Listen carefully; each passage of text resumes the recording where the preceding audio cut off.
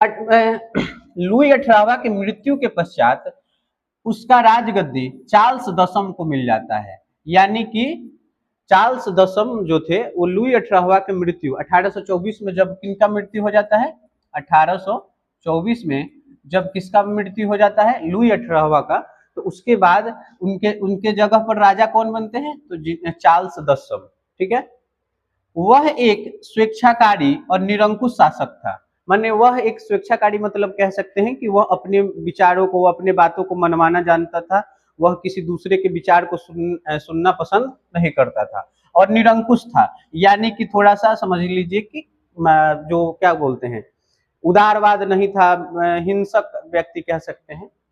वह पुरानी व्यवस्था को फिर से फ्रांस में लागू करना चाहता था। कौन सा व्यवस्था, तो वह निरंकुशवाद वाला। यानी कि वह राजा पर किसी का कोई कंट्रोल ना हो, राजा के मन में जो आए वो करे, नहीं, इस विचार का वो क्या था, पोषक था, समर्थक था, कि वो चाहता था कि क्या आ जाए, पुरानी व्यवस्था आ जाए। और वियना कांग्रेस में सम्मेलन में भी यही राय हुआ था कि पूरे यूरोप में किस प्रकार का शासन आ जाए, तो पुरातन व्यवस्था वाला, ने पुराने समय वाला क्या आ जाए, व्यवस्था फिर से लागू हो जाए।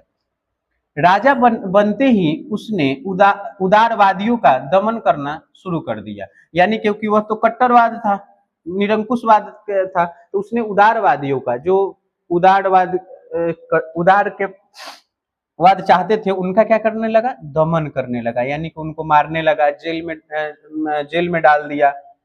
जनता की स्वतंत्रता पर अनेक प्रतिबंध लगा दिए। यानी कि जो जनता, जो 1789 के क्रांति के पश्चात जो फ्रांस में बहुत सारे जनता को क्या मिले थे, छूट मिले हुए थे, उसको क्या करा दिया, प्रतिबंध लगा दिया। यह काम लुई 18वां ने नहीं किया, किसने आकर किया, चार्ल्स दसम ने इस काम को शुरू किया। फलतः यानी कि इसका परिणाम क्या रहा, इसका परिणाम रहा कि चार्ल्स के विरोध में चार्ल्स का विरोध बढ़ने लगा, परंतु चार्ल्स ने अपने विरोध को की परवाह नहीं की। तो क्या हुआ कि चार्ल्स का जैसे उसने क्या किया, जनता के स्वतंत्रता पर प्रतिबंध लगाया, उदारवादियों को क्या किया, दमन किया। यानी कि उनको मार दिया गया, जो जिसको जेल में डालना था जेल में डाल दिया गया। तो इस कारण से जनता क्या हुए, चार्ल्स दसम के विरोध में विरोध करने लगी।